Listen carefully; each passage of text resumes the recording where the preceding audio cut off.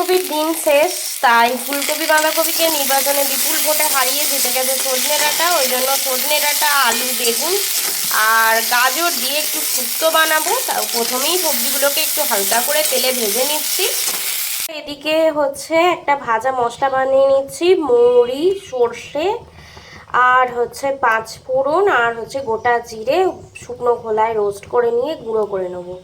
এটাই হচ্ছে মেন মশলা। আর এদিকে তো নুন হলুদ জল দিয়ে সেদ্ধ করতে বসিয়ে দিয়েছি। অল্প একটু ঠান্ডা হয়ে যাওয়ার পর এই যে এখন শিলে বেটে নেবো। শিলে বাটা মশলার মজাই আলাদা। তোমাদের উপায় না থাকলে মিক্সিতে বেটে নেবে, তবে পুরো স্মুথলি বাটবে না, একটু হাফ হাফ গ্রাইন্ড করবে।